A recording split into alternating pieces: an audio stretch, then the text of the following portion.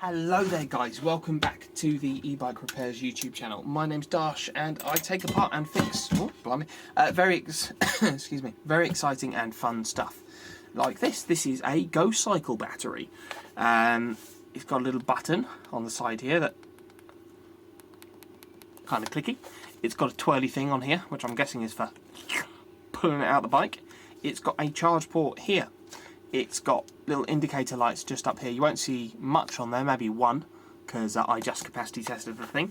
Still, quite warm. Right, it tested at 8.8 amp hours. They're pretty honest with their labelling.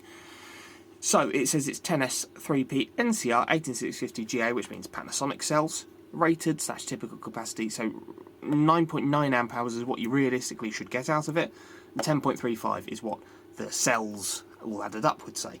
So that's pretty honest. And then the energy capacity is 356.4 watt hours, or 372.6 is what it's rated for.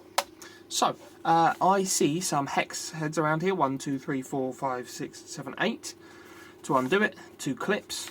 We've also got our DC barrel jack charge port here. Looks like the standard size, I do believe. Where's the camera? There it is, you can see in there. You can see in there. Seam around the outside, I think it will just open up. Very squishy case. Weird, but that's fine. Don't know what the button thinks it does. And then the discharge port is down there. Underneath it's 2 gold pins in there, so you've got your negative there and your positive there. It's handily marked on the case, which is very nice. We like that. We like that a lot. These look to be... Oh, not that size. That size. 2.5mm Allen. So let's pop these off. Have a little look inside, shall we?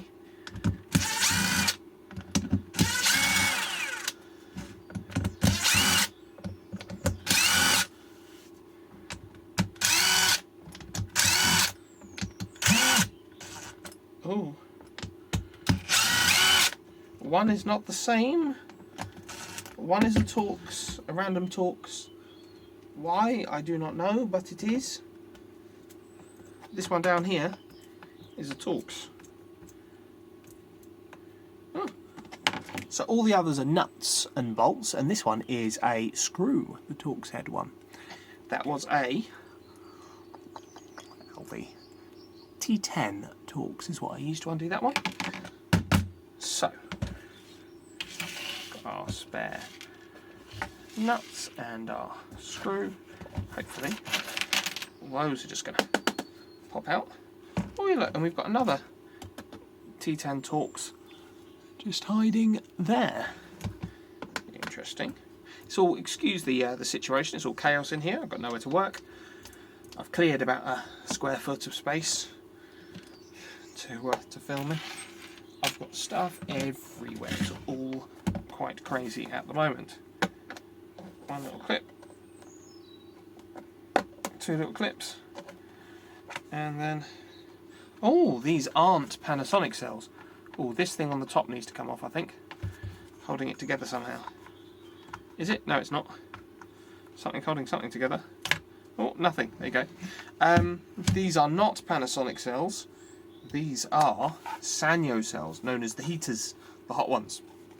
They're pretty good cells, but they do get warm, and I tell you, they have indeed got a bit warm. That was a 10 amp discharge test I did. So, oh, got all sorts going on in here, don't we? Blimey. So, copper spot welded here across the groups. Yep. Snazzy. NCR 18650GA, so that's Panasonic. Sanyo, there we go. This is our little board for our lights here. You can just about see one of the lights come on. And the charge port appears to be wired into that as well. It is, on this little PCB. Got our switch over here. And then slide that out. Oh, they've used factory masking tape. Very nice. To hold a sub board on there. Hopefully those are all our balance wires under here. We shall see.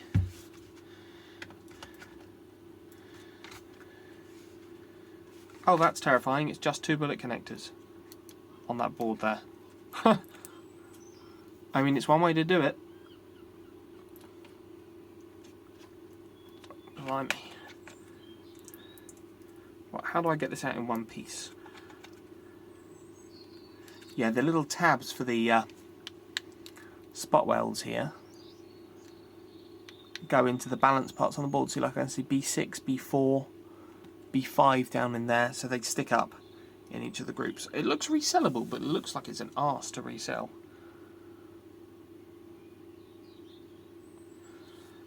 Doesn't look very fun. I can't tell if there's logic on this board or not. So, you know, like a smart VMS, as it were. Even if there was, I suppose you could replace it. You just lose these little lights. Oh, there's logic. Oh, crikey. So it's all covered in a conformal coating. We've got Wham Technic as the board manufacturer there. Ground, RX pins, microcontrollers, balancing resistors. Big fuse there, 40 amp fuse. Got power plus, battery minus, charge plus, charge minus. Our battery output positive, battery output negative, big thick cables there. This is the one that links the two boards together here for the little lights. The power switch also runs to this board, which I'm guessing runs back to here and activates something and turns that on.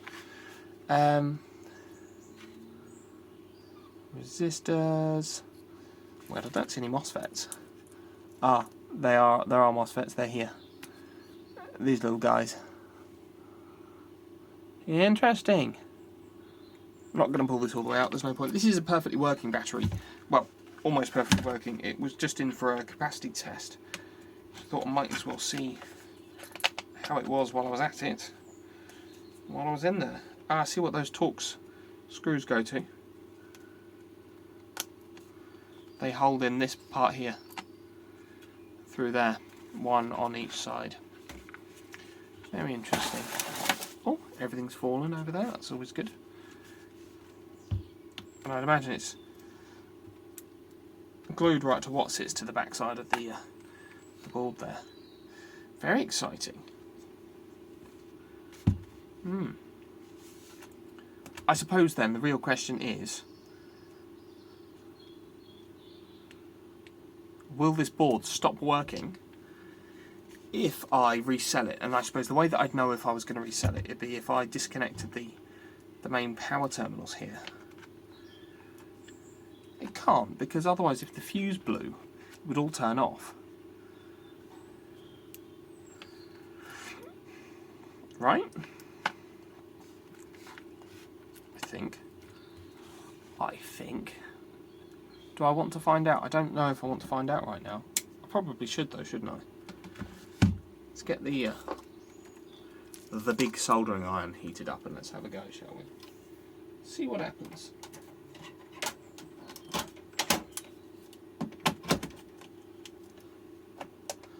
Turn off the little one. We don't want the little one. The big one. It's going to take a bit to heat up. I suppose what I want to know is can I resell this, because obviously this board's full of logic. If I disconnect the balance leads from here, so that would send the balancing information to this main board here, will it turn off, or will it turn back on? And then I suppose, just as importantly, if I disconnect the main positive, because getting to the negative is going to be a pain in the bum because it's right the way down in there, will it come back to life? Maybe through plugging the charger or something. Let's find out. If I break the customer's board, let's say the board doesn't turn back on again, this should be completely solvable because that's a standard barrel jack. Great. This will be the only part that I lose, because look, output, you've just got two outputs. And yeah, the only part that I'll actually lose is the functionality of these lights here. which I'm sure the customer won't be particularly thrilled about, but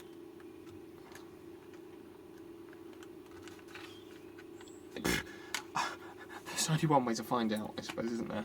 Worst case, I'll owe him a new battery, and he'll be happy because he got a new battery out of me. So let's find out. So first of all, what I'm going to do is I'm going to disconnect the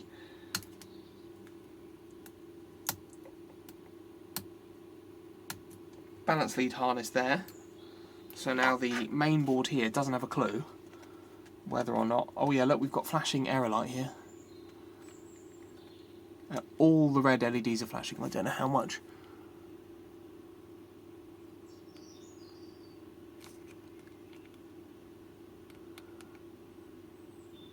There you go. We're getting an error code. So, will it come back from the error code? If I plug that back in...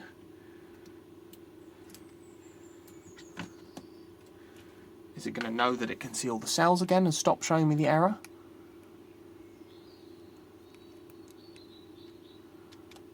No, still flashing.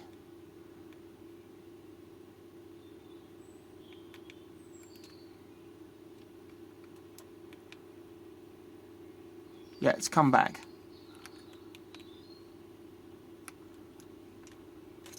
Yeah, see now, because it's only on 1 bar of charge. Oh no, that thing's gone.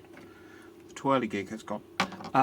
Because it's only on 1 bar of charge, only one little red LED illuminates. Okay, so it comes back from that, that's great. Will it come back from a complete power off situation?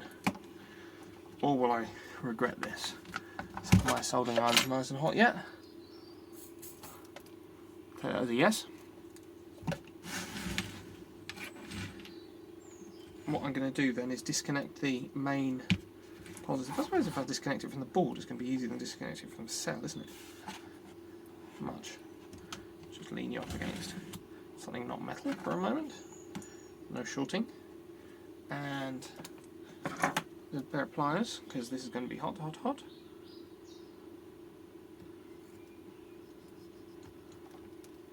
Burn to the conformal coating. Burn it.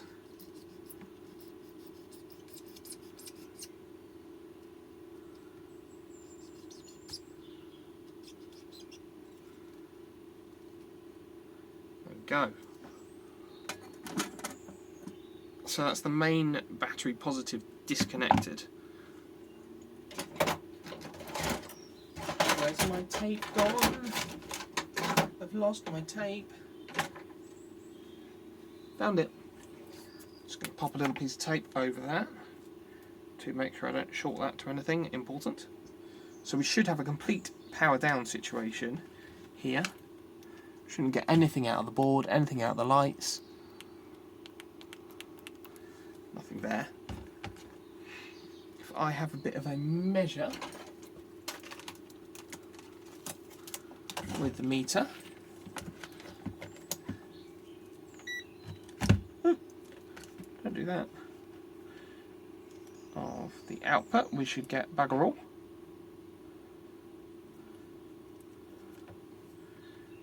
Well,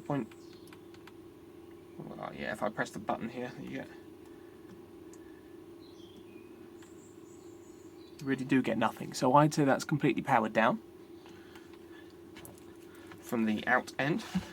I'll check the inside. Oh, I don't want it to short out on that metal thing.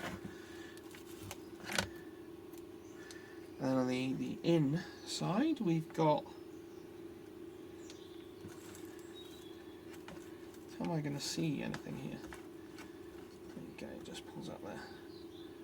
I know the probes are backwards, but it doesn't matter. 1 volt still. It's not quite completely powered down, is it? Maybe some pressing of this. Oh yeah, pressing and holding that button on the side seems to do a number on it. Help drain it down. See it falling, falling, falling, falling, falling. I think the lower it gets, the more it's going to fall, of course. Oh, the slower it's going to fall, but...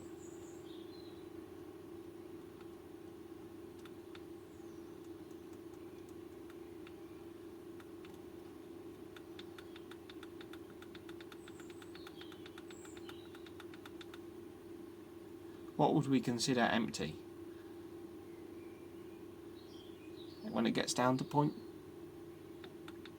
what? Oh, so slow.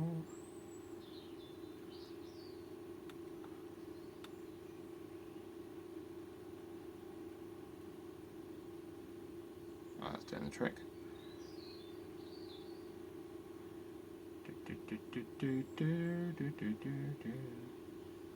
What counts as completely empty? I'll just short it out. Is that what I need to do?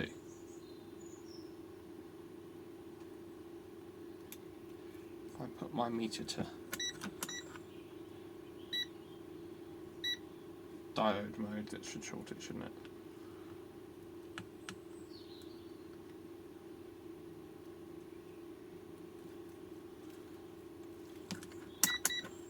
Did I just inject voltage back into it?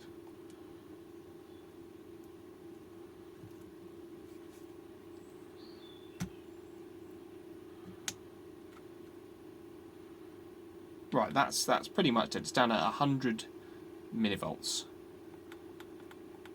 I don't feel like any of the chips are going to be running on that. Okay, below 100 millivolts, that is dead. Even if I hold my probes, you know, out, they're I'm about that. So yeah, right. Complete power down situation. Let's plug back in the main battery positive then. Plug back in, resolder, should I say. Get them out of the way, they scare me. Just floating around out there. Any sparks? Any big bangs? No sparks, no big bangs, okay, good.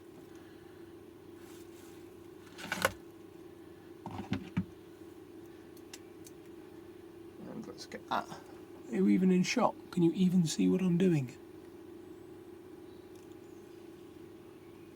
I wonder if you can even see what I'm doing. Hopefully you can. Right, let's get that main battery positive soldered back in place.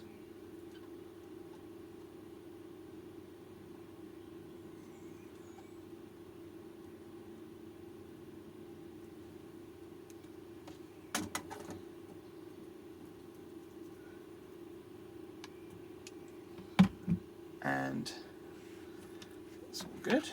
I don't see any temperature sensors coming off this board, but not world ending. Let's plug in the balance harness. There you go, plugged in. Get that set nicely out of the way. Out of the way, mate. What have we got in terms of lights then? Yeah, there you go.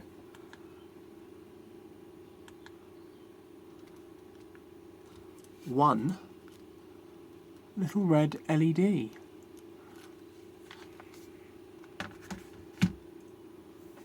If I get the